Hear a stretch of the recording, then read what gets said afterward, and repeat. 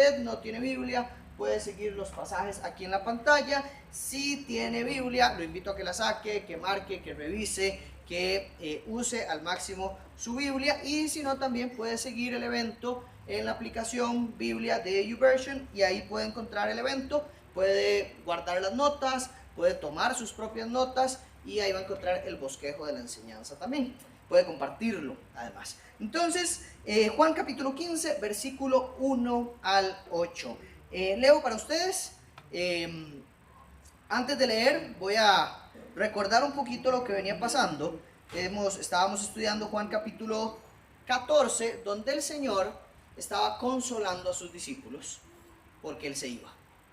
Entonces, Juan capítulo 14 es prácticamente un testamento de parte de Jesús, donde Él dice, bueno, me voy y esto es lo que les dejo. Me voy para crearles un hogar en el cielo, vendré por ustedes, me los llevaré, les dejo el Espíritu Santo y les dejo mi paz. Eso era lo que Jesús había hecho. Me voy, pero no se quedan solos, les dejo todas estas cosas. Y ahora Juan capítulo 15 inicia con una tónica un poco distinta, ya vamos a verla, pero es muy importante antes de leer recordar que aquí Jesús ya solamente está hablando con sus discípulos. No está hablando con fariseos, no está hablando a las multitudes, ya está hablando con sus discípulos. Y probablemente está hablando aquí ya en el jardín de Getsemaní.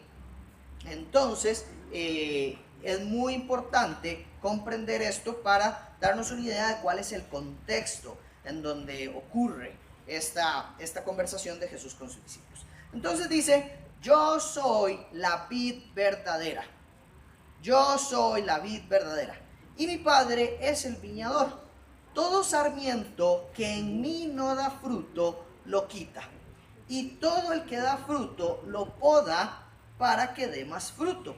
Ustedes ya están limpios por la palabra que les he hablado. Permanezcan en mí y yo en ustedes. Como el sarmiento no puede dar fruto por sí mismo si no permanece en la vid, así tampoco ustedes si no permanecen en mí. Yo soy la vid, ustedes los sarmientos. El que permanece en mí y yo en él, ese da mucho fruto, porque separados de mí nada pueden hacer. Si alguien no permanece en mí, es echado fuera como un sarmiento y se seca, y los recogen y los echan al fuego y se queman.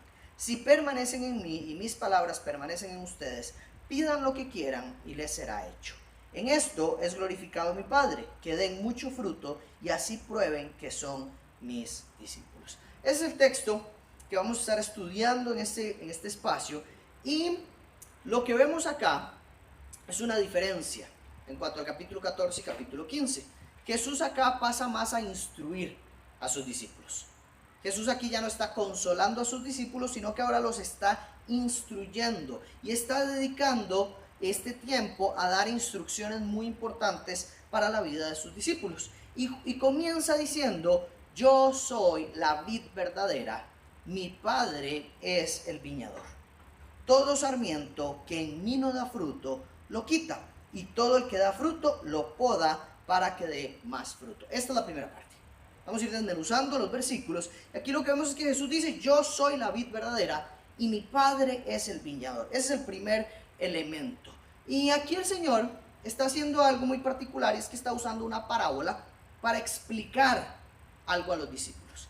¿Qué es una parábola? Una parábola es como una ilustración, en donde alguien, en ese contexto, ahorita le podríamos llamar ilustraciones, no creo que alguien diga parábolas en este momento, pero es como una ilustración, en donde alguien normalmente en la época utilizaba algo conocido para explicar algo que era desconocido. Algo habitual, algo cotidiano, algo que entendían claramente, para que la audiencia entendiera mejor los principios, para que se relacionara con algo que dice, yo esto lo entiendo claramente, puedo entender los principios de los que me están hablando basado en ese ejemplo. Y Jesús aquí está enseñando principios fundamentales, verdades fundamentales, a través de una ilustración muy cotidiana, que es un viñedo. Está usando el viñedo, está usando la vid, está usando los sarmientos y el viñador.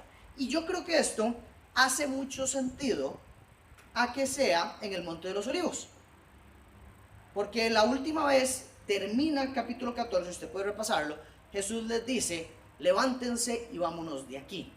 Y los estudiosos dicen que probablemente salen del aposento donde habían tenido la cena del Señor y que el Señor les dice, levántense, vámonos de aquí. Salen de ese lugar y van al Monte de los Olivos, al jardín de Getsemaní, donde Jesús iba a ser capturado. Entonces es muy probable que Jesús, claro, estando ahí, utilice una ilustración de algo que tiene en ese lugar en el monte.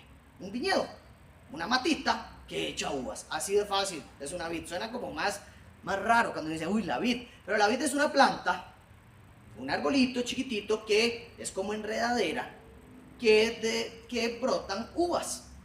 Uvas brotan de este arbolito. Y entendiendo un poco, ¿verdad? Jesús está diciendo aquí, lo primero que dice es, yo soy la vid. O sea, yo soy esta planta. Yo soy esta planta. Es la ilustración que Jesús está utilizando.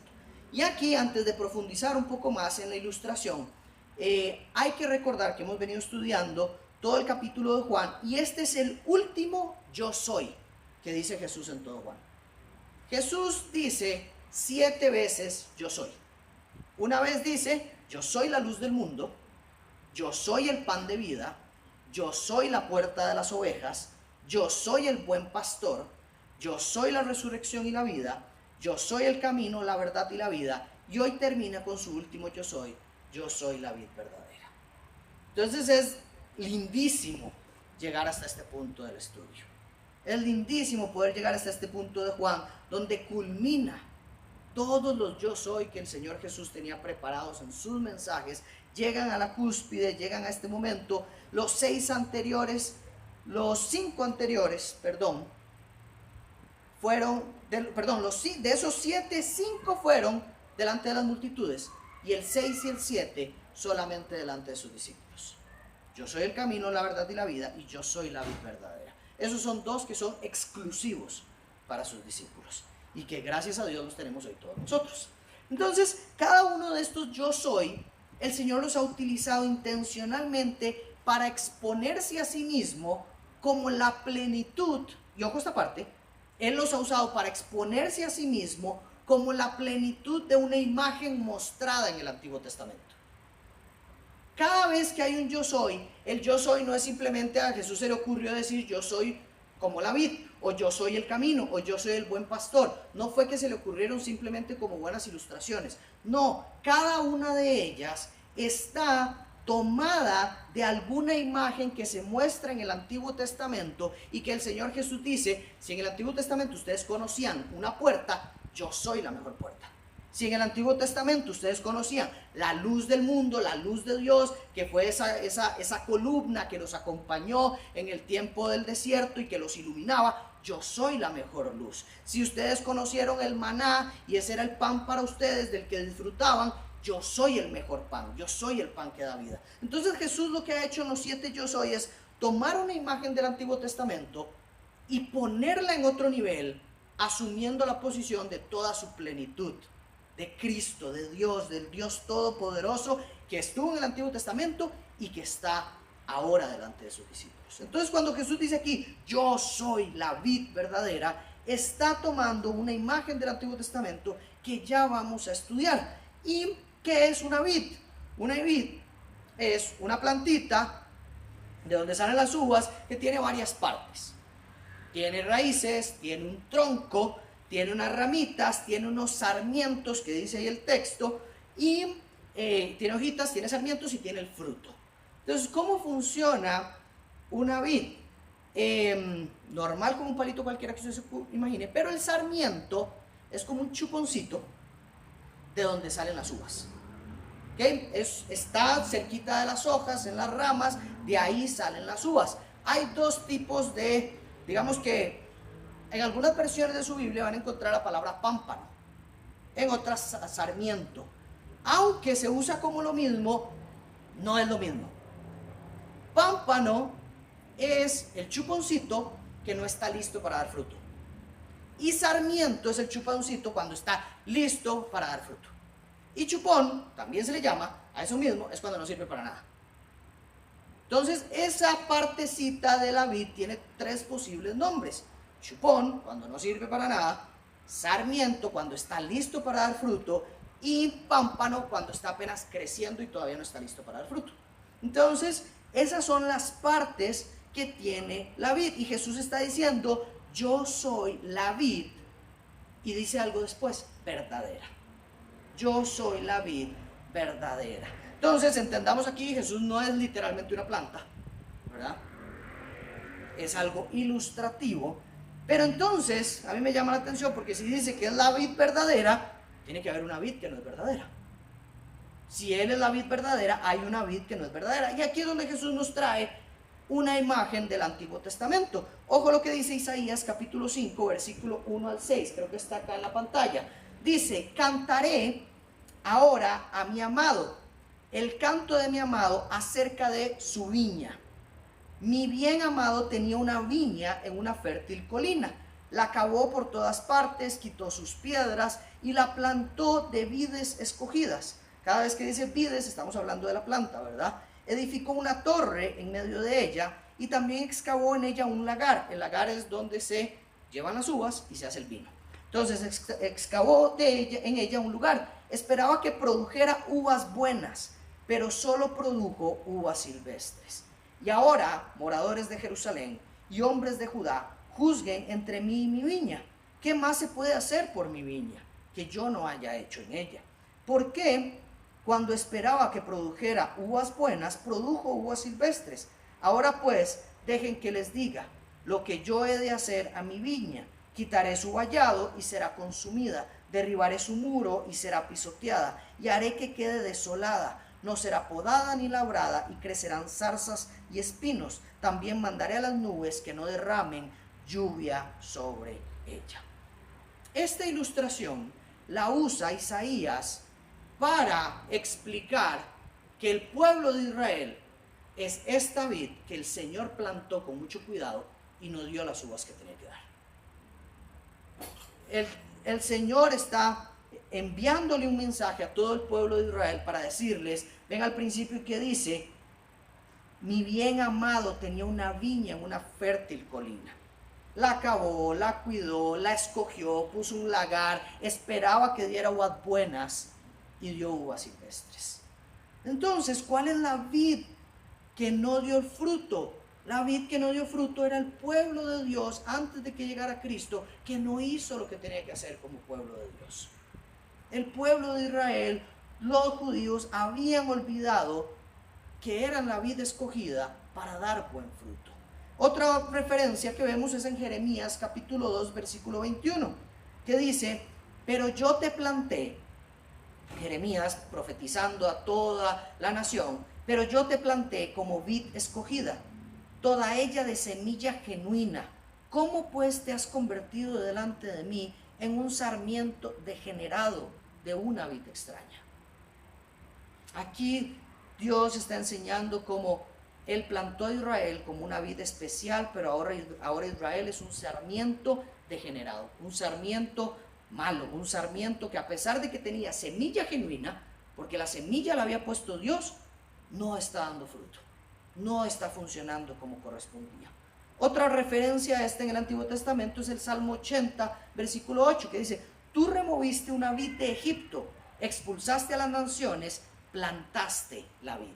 ¿Qué está diciendo aquí? Está diciendo el salmista que el Señor quitó esta vid de Egipto y la puso en una nueva tierra, la plantó en una nueva tierra, una vez más refiriéndose a Israel, al pueblo de Dios como esta vid.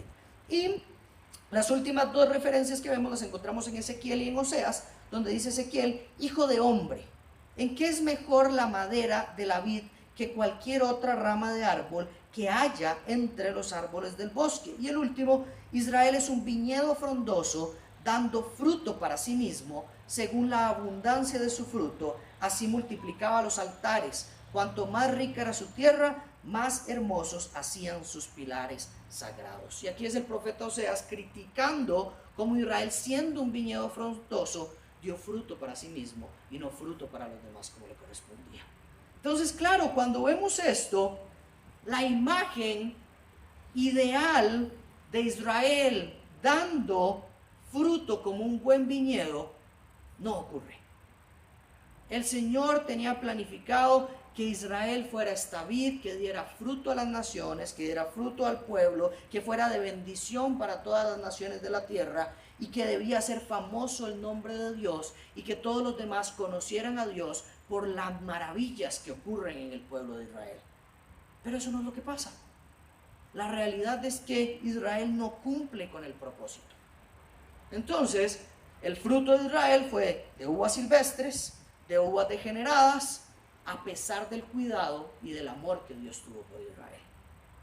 Entonces Jesús, ahora ¿qué está haciendo? Utiliza la imagen conocida de Israel de la vid para ubicarse él en el lugar que corresponde como la vid verdadera. Jesús está diciendo que en él sí brota buen fruto, que lo que Israel no pudo completar, Cristo lo completó, que lo que Israel no pudo dar, Cristo sí lo puede dar, que si de Israel salieron reyes degenerados, sacerdotes degenerados, líderes malvados, de Cristo solo brotan buenos frutos, que Él es la gran vid, que Él es la verdadera vid y que Él cumplió todo, absolutamente todo lo que en el Antiguo Testamento quedó sin cumplir. El Antiguo Testamento es una muestra maravillosa que hace sombra a todos los esfuerzos humanos por alcanzar la salvación, por alcanzar la plenitud, por alcanzar todo, y que ninguno fue suficiente. Y que tuvo que ser el mismo Dios el que vino a la tierra para traer la salvación a las personas. Porque nunca dimos la talla como Dios quería que la diéramos. Pero ese era el plan del Señor. No es que el Señor dijo, ay, sí es cierto, ellos no iban a funcionar. No. El Señor simplemente utiliza todo el Antiguo Testamento para mostrarnos a nosotros que en nosotros no hay salvación, que nosotros no tenemos la capacidad. Ese es el plan desde el principio. El plan es toda una historia de, esta es la forma, háganlo así, nunca les va a alcanzar, nunca lo van a lograr. Pero yo tengo la redención en mí mismo para salvar a todas las naciones y que deje de ser por todo lo que ustedes hacen, sino por lo que yo hago por ustedes. Esa es la maravilla.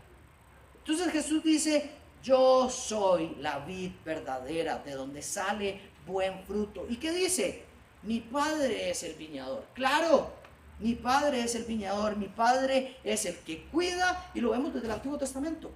El Padre es el viñador. El Padre tiene la función de cultivar la vid, de recoger el fruto de la vid, de podar el sarmiento, de plantar la vid, de cuidar el sarmiento, de sacarlo, de cosecharlo y también de desechar el sarmiento que no da fruto. Entonces imagínense al Padre cuidando a su vid, cuidando su viñedo y haciendo que el fruto se multiplique. Que el sarmiento que da fruto lo cuida, lo poda, lo hace crecer, y el que no, lo detiene, lo quita, lo arranca para que nazca uno nuevo que dé fruto. Eso es lo que está haciendo el Señor. Eso es lo que hace el Padre. Entonces dice claramente Jesús que el viñador quita todo sarmiento que no da fruto en Cristo. Quita de la vid los sarmientos que no dan fruto en Cristo. Ya vamos a profundizar un poquito más en esto que dice en Cristo, ¿verdad? Pero también dice que el viñador poda todo sarmiento que da fruto para que dé más fruto.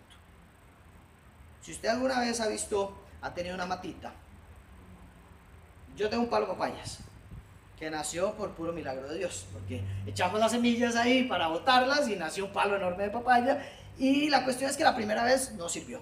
El palo de papaya no echó ni una sola papaya. Nos dijeron que le metiéramos un clavo para que funcionara, no sé qué, no lo hicimos, lo cortamos. Lo cortamos casi hasta abajo y curiosamente volvió a crecer el palo de papayas y dio un montón de papayas. Un montón de papayas deliciosas. Eran demasiado ricas, chiquiticas, no como las que uno ve en la feria, pero eran deliciosas, súper dulces, demasiado ricas. Nos encantaban esas papayas. Mi perro ahora es aficionado a las papayas porque todos comíamos papaya, ¿verdad? Entonces, es muy sencillo ver este ejemplo. Cuando algo no da fruto hay que quitarlo, y probablemente en algunos casos nace lo que sí va a dar fruto. Ese fue el caso con mi papaya, se quitó y ahorita otra vez estamos en tiempo donde no da fruto y ya lo volvimos a cortar. Esperamos que vuelva a dar fruto. Entonces, esto es lo que está diciendo aquí, el viñador quita lo que no da fruto para que dé fruto, y a lo que da fruto lo recorta, lo cuida para que dé más fruto, ¿verdad? Entonces también cuando uno poda una matita, mi papá que cultiva bonsáis, él siempre anda podándolos para que broten. No se haga más grande, pero que brote mucho más la hoja, para que se vean mucho más bonitos, mucho más tupidos. Y se ve como el tronco mucho más grueso, pero se mantienen chiquititos. Entonces, eso es lo que está diciendo acá. El viñador hace ese trabajo para que brote más el fruto, para que brote más lo que él quiere que pase. Eso es, hasta ahí, solamente la ilustración. A partir del versículo 3, Jesús nos empieza a explicar ya en principios de qué se trata su ilustración. Y lo primero que dice es en el versículo 3, ustedes ya están limpios por la palabra que les he hablado. Jesús entonces, ¿qué dice? Jesús está hablando con ellos y antes de explicar la parábola, les dice, bueno, primero les ha dicho, todo el que no dé fruto, ¿verdad? Será podado, será quitado, y el que dé fruto será podado, y arranca a partir de ahí diciéndoles, ustedes ya están limpios. Ustedes están limpios por mi palabra. Y me encanta porque aquí Dios nos enseña que es en la escritura, en su palabra, en que somos limpiados y purificados. No es en un ritual raro. No es en una experiencia extraña en un fin de semana. No es en cómo sonó la música o lo que yo sentí. No, somos limpiados, somos purificados por medio de la palabra de Dios. Vean lo que dice Efesios capítulo 5, versículo 25. Y este es un caso en el que Pablo está hablando a los matrimonios, pero nos da esta enseñanza. Dice, maridos, amen a sus mujeres, así como Cristo amó a la iglesia, y él se dio él mismo por ella. Y ojo lo que dice, para santificarla, habiéndola purificado por el lavamiento del agua con la palabra. Aquí está diciendo que Cristo lava a la iglesia con su palabra, por medio de su palabra. Primera de Pedro capítulo 1 versículo 22 dice, puesto que en obediencia a la verdad ustedes han purificado sus almas para un amor sincero de hermanos, ámense unos a otros entrañablemente de corazón puro. El Señor aquí una vez más, bueno, Pedro aquí diciendo, ustedes han sido purificados sus almas. Entonces claramente vemos que yo soy limpiado y purificado por la palabra del Señor. Y esto es muy importante. ¿Y de qué debo ser limpiado? ¿De qué debo ser purificado? De mi pecado, de mis hábitos dañinos, de mis pensamientos nocivos, de los abusos que han cometido sobre mí, de las mentiras que yo me he creído. De eso debemos ser limpiados. Nuestra mente, nuestra forma de pensar está llena de cuestiones oscuras, dañinas, sucias, y no hay nada que pueda limpiar nuestra mente como la palabra de Cristo. No hay nada que pueda limpiarnos como la palabra de Cristo. Y esto es muy importante que como cristianos lo creamos, porque no podemos pensar que las cosas que no están bien en mi corazón, las cosas que no están bien en mi mente, mis pensamientos dañinos, mis pensamientos de pecado, mis pensamientos nocivos, no se van a quitar solitos. No van a desaparecer de la noche a la mañana sin hacer nada. No va a pasar eso. La limpieza se da por medio de la palabra de Dios. Esa es la verdad. La limpieza se da con su palabra. Él nos limpia, nos purifica, nos santifica con su palabra. Si usted cree, o usted tal vez está luchando ahorita con un pecado, está luchando con una situación, está luchando con una adicción, está luchando con pensamientos difíciles, depresivos, de suicidio, si usted está luchando con pensamientos negativos, de rencor hacia las demás personas, no se le van a quitar haciendo nada. Se le van a quitar cuando usted conozca la palabra de Dios y deje que el Señor lo limpie, lo purifique y lo santifique a través de la palabra de Él. Es en la palabra de Él que podemos ser limpiados. Y esto hace que la palabra tenga una relevancia fundamental en la vida del cristiano. Porque a veces nosotros vemos la palabra y estudiar la Biblia como una disciplina espiritual que hacemos porque el cristiano debe hacerla. O porque debo ser obediente y tengo que leer la Biblia. El pastor dice que tengo que leer la Biblia. Mi mamá siempre me ha dicho que debo leer la Biblia. Mis amigos cristianos me dicen que tengo que leer la Biblia. ¿Pero por qué? Porque la Biblia me limpia. No lo tengo que hacer como una obligación, no lo tengo que hacer como una tradición cristiana. Lo tengo que hacer porque lo necesito. ¿Por qué se baña usted? Porque lo necesita. Espero que se bañe. ¿Por qué se lava los dientes usted? Porque lo necesita. Uno se limpia porque lo necesita, si no, ¿para qué se va a limpiar? ¿Quién diría que lindo es lavarse los dientes 3 veces al día? No, es porque no le gusta estar limpio. La palabra de Dios nos limpia. Debemos entender que nuestra mente es transformada cuando nos sumergimos en la palabra de Dios y permitimos que el Espíritu Santo nos limpie a través de la palabra. Dice Romanos capítulo 12, versículo 2, no se adapten a este mundo, no sean como este mundo, sino sean transformados mediante la renovación de su mente. Necesitamos que nuestra mente sea renovada. Necesitamos que nuestra mente sea transformada. Necesitamos una nueva mente. ¿Y para qué? Dice el Señor, para que verifiquen cuál es la voluntad de Dios, lo que es bueno, aceptable y perfecto. Si yo no limpio mi mente con la palabra del Señor, no va a ser renovada mi mente. Y probablemente siga pensando en las mismas cosas, viviendo las mismas cosas, haciendo las mismas cosas. Ese es el poder vivo y eficaz que tiene la palabra. El de transformar nuestros pensamientos, el de renovar nuestras opiniones, nuestras ideas, nuestras filosofías, nuestras ideologías y traerlas a los pies de Cristo para pensar como Cristo. Jesús está diciendo a sus discípulos, ustedes han sido limpiados por la palabra que yo les he dado. Ahora, a partir de esa limpieza inicial que ustedes ya recibieron, les dice, versículo 4 al 8, permanezcan en mí. Ustedes han sido limpiados, permanezcan así como están. Y yo permanezco en ustedes. Como el sarmiento no puede dar fruto por sí mismo si no permanece en la vid, así tampoco ustedes si no permanecen en mí. Yo soy la vid, ustedes los sarmientos. El que permanece en mí y yo en él, ese da mucho fruto. Porque separados de mí, nada pueden hacer. Si alguien no permanece en mí, es echado fuera como un sarmiento y se seca, y lo recogen y lo echan al fuego y se queman. Si permanecen en mí y mis palabras permanecen en ustedes, pidan lo que quieran y les será hecho. En esto es glorificado mi Padre, en que den mucho fruto y así prueben que son mis discípulos. Jesús aquí explica la parábola. Le pone nombre y apellido a la ilustración que está usando.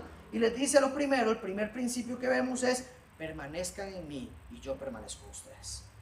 Una vez que los discípulos han sido limpiados por su palabra, los invita a permanecer en él. Y aquí es claro y evidente, y esta es la verdad que tenemos que traer a nuestras vidas, es, no hay cristianos autosuficientes. No hay cristianos autosuficientes. Vea que dice, separados de mí, nada pueden hacer. No dice, separados de mí, las cosas no les van a salir bien. No dice, separados de mí, van a hacer algunas cosas, pero no van a ser tan buenas. Dice, separados de mí, nada pueden hacer. Nada pueden hacer. Aquí es donde el Señor está dándole sentido a la parábola. Claro, un sarmiento fuera de la vid no sirve para nada. Imagínense el chuponcito donde salen las uvas aquí en el piso. ¿Cuándo va a dar uvas? Nunca va a dar uvas. No tiene quien lo nutra, no tiene quien le lleve el agua, los nutrientes de la tierra. No, eso está muerto. El cristiano, el que dice ser cristiano y está separado de Cristo en su día a día, no permanece en Cristo, no da fruto. Es como el sarmiento que está separado de la vid. Separados de mí nada pueden hacer. El sarmiento sin estar en la vid no sirve. El sarmiento sin estar en la vid no da fruto. El sarmiento pierde toda función, todo propósito si no esté pegado a la vid. La unión entre Cristo y los cristianos debe ser la misma que la del sarmiento y la vid, entendiendo que fuera de Cristo no puedo dar fruto, entendiendo que fuera de Cristo no tengo propósito, Fuera de Cristo mi función no es vana. Fuera de Cristo no tengo fuerza, no tengo poder espiritual, no hay nada en mí mismo que pueda traer fruto. Porque el sarmiento en sí mismo no puede dar fruto. El cristiano en sí mismo no puede dar fruto. Necesita a Cristo. Necesita estar pegado a Cristo. Toda la vida del cristiano procede de Jesucristo. Toda la vida, toda la fuerza espiritual, todo el poder, toda la vida eterna procede de Cristo Jesús. No de las propias fuerzas del cristiano. El cristiano en sus propias fuerzas es un sarmiento echado en el piso que nunca va a dar fruto. Nosotros como cristianos somos lo que somos, hacemos lo que hacemos, porque obtenemos de Jesucristo lo necesario para hacer lo que tenemos que hacer. Tenemos de Cristo su gracia, su ayuda, sus dones, su capacidad, sus regalos, sus bendiciones. Y unidos a Cristo, por fe y por medio de su Espíritu, podemos caminar como cristianos que dan fruto. Esa es la verdad. Todo lo bueno que hay en nosotros, todo buen fruto que nosotros damos, procede de que estamos pegados a Jesucristo. Como dije al principio, la vid tiene sarmientos que dan fruto y están listos para dar fruto, y tiene chuponcitos que no sirven para nada.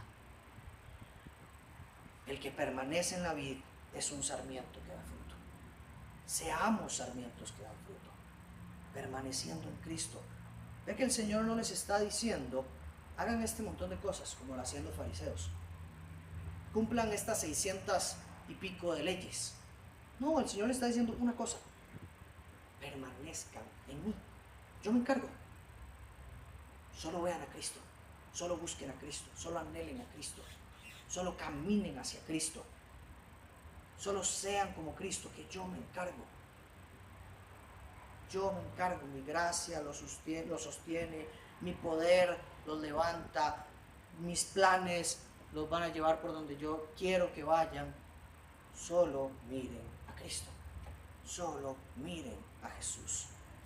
Y Jesús termina contándonos 3 resultados de un sarmiento productivo, 3 resultados de un cristiano pegado a la vid. Primer resultado: oraciones poderosas, oraciones contestadas por el Señor. Vea que dice: si permanecen en mí y mi palabra permanece en ustedes, pidan lo que quieran y les será hecho. Aquí vemos claramente, como lo dijo en Juan capítulo 14, cuando el Señor les enseña que oren y oren y oren y pidan, y que pidan en el nombre de Él. Aquí vemos cómo lo reafirma otra vez.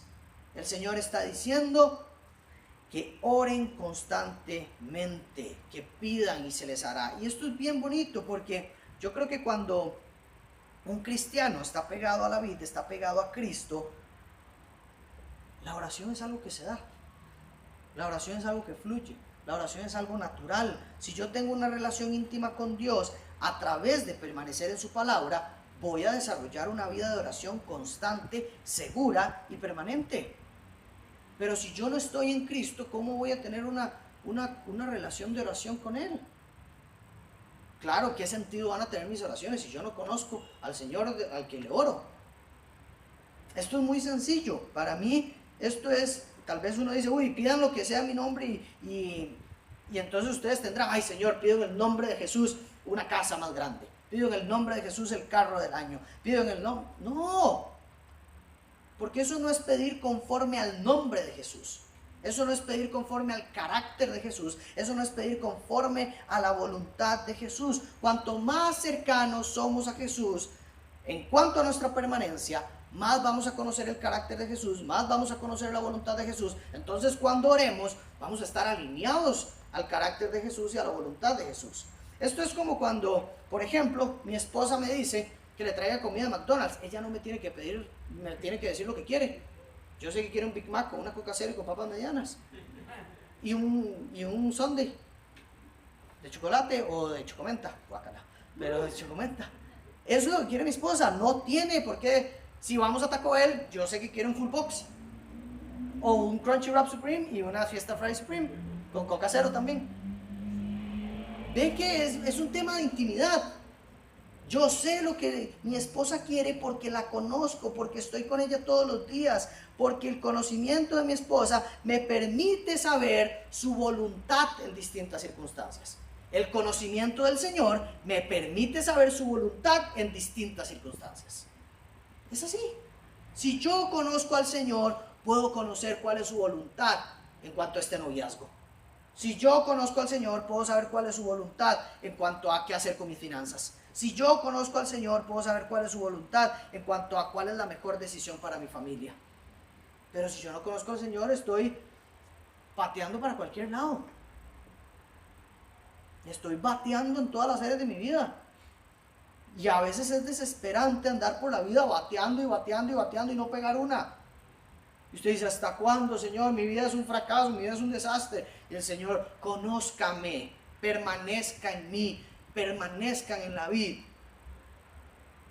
Y todo lo demás será dado por añadidura. Yo creo de verdad en esta promesa que dice el Señor. Porque yo creo que nos hemos a veces pasado al otro extremo, de que el Señor no va a hacer nada de lo que nosotros le pidamos porque no, es que ya no es así. No. Yo sí creo en esta promesa que dice el Señor, claramente la voy a leer literal. Yo sí creo en esta promesa de si permanecen en mí y mis palabras permanecen en ustedes, pidan lo que quieran y les será hecho. Yo sí creo en esa promesa. Pero creo en esa promesa cuando cumpla el trabajo de permanencia que hay que hacer. Yo creo que hoy muy pocos cristianos permanecen en Él. Y por eso sus oraciones no dan fruto. Yo creo que hoy muchos cristianos juegan a ser cristianos sin entender qué significa permanecer en Jesucristo. Permanecen más en el mundo aunque dicen ser cristianos. Las ideas del mundo tienen más raíces en su corazón que las ideas de Cristo. Nuestra mentalidad está amoldada al mundo y no amoldada a Cristo. ¿Cómo nuestras oraciones van a ir de acuerdo a la voluntad del Señor cuando vivimos de esa manera? Hay que permanecer en el Señor Jesús. Hay que hacer que Él crezca en nuestra vida buscándolo en intimidad. No se trata de acciones, de leyes, no, ni de tradiciones. Solo se trata de tener intimidad, una relación íntima con Jesucristo. Que usted lo busque. Es eso. Hay que buscar a Cristo. Y nuestras oraciones van a ser poderosas en la voluntad de Él. El segundo resultado de un cristiano que da fruto es una vida que tiene propósito. Una vida que tiene propósito. ¿Cuál es el propósito de su vida? ¿Para qué está aquí en la tierra? Si usted tiene 20 años, 30 años, 40 años, 60 años, 70 años, ¿para qué han sido esos 70 años? ¿Para qué han sido esos 20 años? ¿Para qué han sido esos 30 años? ¿Para qué es su vida? ¿Por qué el Señor le permite a usted tener una nueva mañana hoy? ¿Por qué le permitió una nueva mañana? ¿Por qué le permitió cumplir un año más? ¿Por qué? ¿Cuál es el propósito que Dios tiene para eso? El Señor lo explica aquí y dice, si ustedes dan fruto, glorificarán al Padre. Glorificar al Padre es el propósito del cristiano. En esto es glorificado mi Padre, en que den mucho fruto. El Padre es glorificado cuando damos fruto. Claro, ¿no se siente usted glorificado cuando sus hijos dan buen fruto? ¿No se siente usted maravillado, orgulloso, contento cuando sus hijos les va bien en el colegio? ¿No se siente usted demasiado feliz cuando su hijo tiene un éxito? El Padre se glorifica cuando el cristiano da fruto de acuerdo a lo que el Padre quiere que dé fruto. Y ese es el propósito del cristiano. Glorificar al Padre, dar mucho fruto para que el Padre sea glorificado. Usted está en la tierra un día más, un segundo más, un minuto más, con el objetivo de glorificar al Padre por medio del fruto que usted da. Para eso estoy aquí, para eso estamos acá. Para que mi vida sea un sarmiento que da fruto abundante. Y que quien disfruta de ese fruto dice, ¿quién es el viñador de ese fruto? ¿Quién cultivó esa uva? No fue el sarmiento, fue el viñador, y ese es Dios. Esa es la historia del cristiano. Nuestro objetivo es ser un sarmiento que da un fruto delicioso, para que quien pruebe el fruto conozca al viñador. De eso se trata esta vida. Los 20, 30, 40, 50, 60 años que le quedan, encamínenlos en el propósito que Dios tiene para usted. Y el último fruto que vemos acá es una prueba incorruptible. El Señor dice que en esto prueban que son mis discípulos, en que den mucho fruto y así, o sea, dando mucho fruto, prueben que son mis discípulos. La prueba incorruptible de un discípulo es el fruto que da. Por sus frutos los conocerán, dice más adelante. El Señor nos invita a dar mucho fruto en nuestra vida, en nuestra conducta, en nuestro carácter, en nuestras palabras, en nuestras acciones. Y cuando hacemos eso, demostramos, no al mundo, nos demostramos a nosotros mismos, nos convencemos a nosotros mismos que somos discípulos del Señor, que somos un sarmiento puro que pertenece a la vid verdadera, que somos parte de esta vid y que disfrutamos y que nuestra salvación está en esta vid, porque nuestro fruto es una prueba incorruptible. Nadie puede negar nuestro fruto. Nadie lo puede negar. Cada uno de ustedes, por su fruto, podrá comprobar en su vida, en su propia alma, que es hijo de Dios. Y eso es suficiente. Eso es suficiente. Usted no tiene que andarle demostrando a nadie que usted es hijo de Dios. Dé fruto y usted descansará en paz. Dé fruto y usted descansará sabiendo que es parte de la vida. Y el fruto hablará por sí mismo. El fruto hablará por usted y es una prueba incontrovertible de que usted es discípulo del Señor Jesús. Imagínense qué lindo para los discípulos salir de esta conversación y decir, bueno, el Señor Jesús no va a estar, yo soy un discípulo y la gente se va a dar cuenta que yo soy un discípulo de este Señor Jesús al que todos amaban por el fruto que yo voy a dar. Tengo que ponerle, voy a dar fruto, voy a ponerle, tengo que hacer lo mejor que pueda, porque yo amo a Cristo y quiero que este Cristo que me ha hecho discípulo sea conocido por muchas más personas. Ese seguramente era el corazón de los discípulos en ese momento. Yo creo que cuando vemos esto, qué ganas de dar buen fruto, qué ganas de vivir con una vida con propósito, qué ganas de orar con un sentido de seguridad y de saber que el Señor nos muestra su voluntad conforme más lo vamos conociendo. Qué rico decir, yo quiero conocer más al Señor, porque quiero que mis oraciones sean contestadas como el Señor quiere. Yo quiero conocer más al Señor porque quiero cumplir el propósito que Él quiere que yo cumpla. Yo quiero conocer más al Señor porque quiero seguir dando fruto y probando en mi vida, en mi conducta, en mi carácter, en mi intimidad, que soy un verdadero discípulo. Que mi carácter ha sido transformado. Porque esa es una recompensa que es solo suya.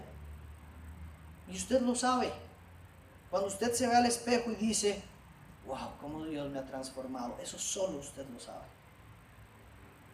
Y ese trofeo, esa recompensa, esa gratificación que da el Señor Jesucristo de haber transformado nuestro corazón, es única, es inexplicable, nadie más la puede dar. Verse al espejo con la tranquilidad de decir, he dado fruto y mi carácter es otro. He dado fruto y mi familia es otra. He dado fruto y mis hijos ahora tenemos una relación distinta. He dado fruto y mi esperanza es distinta. He dado fruto y mi matrimonio es distinto. Eso es glorioso. No hay trofeo, ni clásico ganado o perdido que se compare con eso. El Señor nos invita en su palabra a dar fruto. Y termino con Gálatas capítulo 5, versículo 22 y 26, que es un pasaje famoso del fruto. Pablo le dice a los de Gálatas, les habla del fruto del pecado y después les dice, el fruto del Espíritu es amor, es gozo, es paz, es paciencia, es benignidad, es bondad, es fidelidad, es mansedumbre, es dominio propio. Contra tales cosas no hay ley, pues los que son de Cristo han crucificado la carne con sus pasiones y deseos. Si vivimos por el Espíritu, andemos también por el Espíritu. No nos hagamos vanagloriosos, provocándonos unos a otros, envidiándonos unos a otros. Pablo aquí nos da una pequeña muestra de lo que significa el fruto. Porque a veces uno dice, uy, ¿qué es dar fruto? El amor. La otra semana el Señor nos va a hablar de esto. Gozo, la paz que Cristo nos ha dado, la paciencia con los demás, el ser bueno con los demás, el ser fiel a la palabra de Cristo, el ser manso, el tener dominio propio. Esos son frutos de un carácter transformado por el Espíritu. Y ese es el fruto que el Señor quiere que demos. Por favor, familia, que su fruto no sea aparentar ser un buen cristiano. Que su fruto no sea predicar muy lindo. Que su fruto no sea enseñar muy bien en su grupo pequeño. Que eso no es lo que dice acá. Eso es buenísimo. Es glorioso también. Pero el fruto que el Señor quiere que demos se trata de conducta, de carácter, de integridad, de un corazón transformado por Cristo. Porque yo podría predicar muy bonito y ser una peste en mi casa. Y eso no es dar buen fruto. Entonces, que el Señor nos ayude a permanecer en Él. Porque ahí está la clave.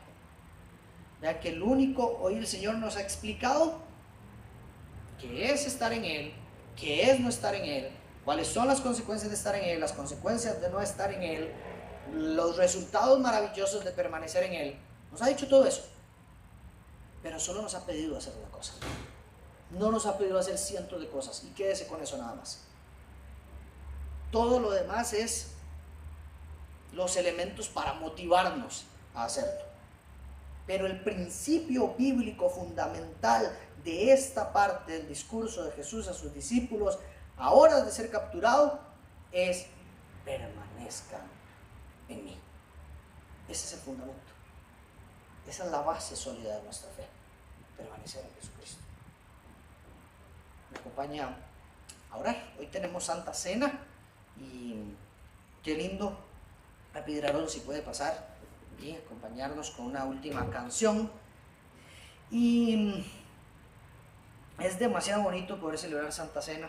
Recuerde que es una celebración y quiero leerle lo que dice Pablo en 1 Corintios capítulo 11, donde nos explica un poquito de la Santa Cena. Un segundo.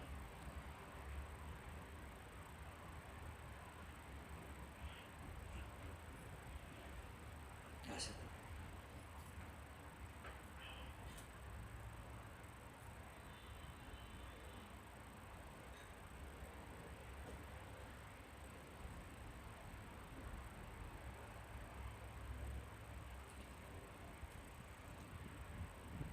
Dice Pablo, explicando la Santa Cena a la iglesia de Corinto, y les dice, lo digo un poquito en mis palabras para hacerlo más fluido, les dice que hagamos esto, que celebremos, que cuando celebremos la Cena del Señor, recordemos algunas cosas. Que el Señor partió pan, lo bendijo, lo repartió y dijo, este es mi cuerpo, que por ustedes ha sido entregado. Y después que tomó el vino y lo repartió, dijo, esta es mi sangre, que ha sido entregada para ustedes, derramada por ustedes para el perdón de sus pecados. Hagan esto en memoria de mí, dijo Jesucristo. Hagan esto todas las veces recordando, muchísimas gracias, recordando esto en memoria de mí, y recordando esto, háganlo hasta mi segunda venida. El Señor aquí nos enseña varios principios y nos dice que su cuerpo fue entregado por cada uno de nosotros, que su sangre ha sido derramada para el perdón de nuestros pecados y que esto es una celebración de que Él resucitó y no quedó en la tumba, sino que resucitó y que a partir de ahí nosotros celebramos la Santa Cena como un elemento que recordamos de que Cristo venció el pecado y que nuestro pecado ahora ha sido condenado en la cruz y que ahora hay salvación para cada uno de nosotros. Y Pablo termina diciendo que tengamos cuidado cuando celebramos la Santa Cena. Cuidado de no hacerlo indignamente, queriendo decir que si usted no ha entendido el Evangelio, que si usted no ha entendido lo que hizo Cristo por usted, que si usted no ha reconocido lo que Cristo hizo por usted, mejor tenga cuidado de participar de esto. Pero si usted es consciente de su condición, de su pecado, de su realidad, de quién es usted delante del Señor, de cuán necesitado está usted, de que la sangre de Cristo limpie su pecado, participe con toda la iglesia de esto. Es un tiempo de comunión, es un tiempo de celebración, es un tiempo de glorificar a Dios, es un tiempo de celebrar que como cristianos no somos un sarmiento en el piso tirado, sino que estamos pegados a Cristo y que ahora podemos dar muy buen fruto. Que antes éramos enemigos de Dios y ahora estamos unidos íntimamente a Dios. Que antes estábamos lejos y ahora estamos cerca. Que antes éramos extranjeros y ahora somos de la familia. Eso significa el Evangelio de Jesucristo. Eso es lo que celebramos hoy. Y eso es por lo que estamos unidos acá. Señor, te damos gracias por este tiempo. Gracias por tu cuerpo que fue entregado por cada uno de nosotros. Gracias por tu sangre que fue derramada para el perdón de nuestros pecados. Señor Jesucristo, gracias por tu obediencia, por ir hasta la cruz, por morir por mí y por darnos esperanza a cada uno de nosotros para que seamos salvos. Porque hay nueva vida en Cristo. Hoy celebramos que tenemos nueva vida en Cristo. Hoy celebramos que ya no hay condenación. Hoy celebramos que hay libertad en Jesucristo. Hoy celebramos que el poder del pecado, el poder del enemigo no pudieron sobre los planes de Jesucristo. Señor, hoy tomamos esta cena reconociendo que somos pecadores, que somos indignos, que no somos merecedores, pero que hemos sido justificados por tu sangre, perdonados por tu sangre, que ahora hay vida eterna para cada uno de nosotros. Te exaltamos, Jesucristo, como Rey de Reyes, Señor de Señores, entendiendo que solo en Cristo hay salvación. Gracias, Señor Jesús. Te ponemos en tus manos nuestras vidas y este tiempo de comunión donde celebramos tu gran obra para cada uno de nosotros. En nombre de Jesús. Amén. Disfrute ahí de su Santa Cena.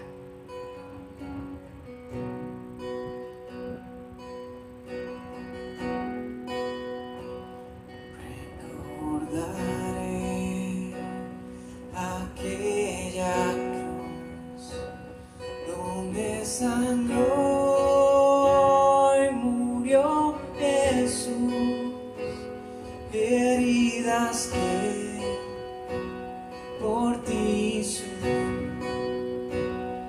crucificado, Salvador.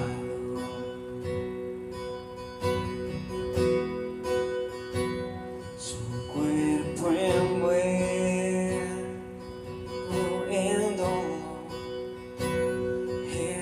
sepulcro reposó en soledad y él se quedó. Jesús Mesías, el Señor.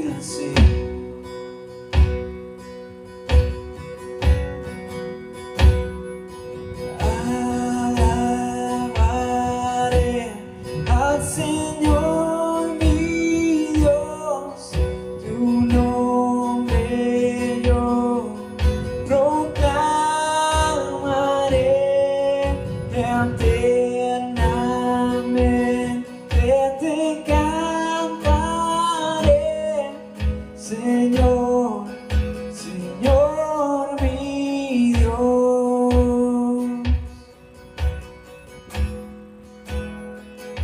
Pero al tercer amanecer, un gran estruendo se escuchó. ¿Dónde está muerte tu aguijón? Cristo Jesús resucitó.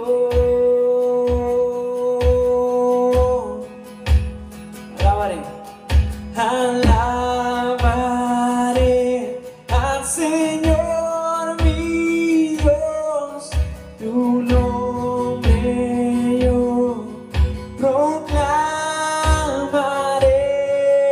eternamente te cantaré, Señor, Señor mi Dios.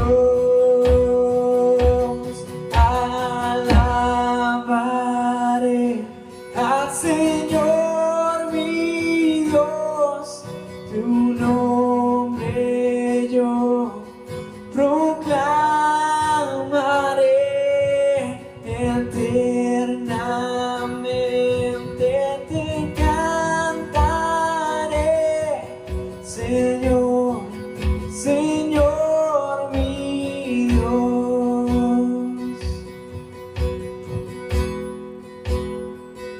Muy pronto Él regresará, su rostro resplandecerá, en su presencia estaré, y cara a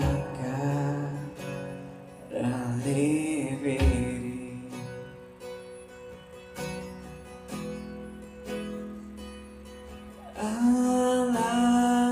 Alabaré al Señor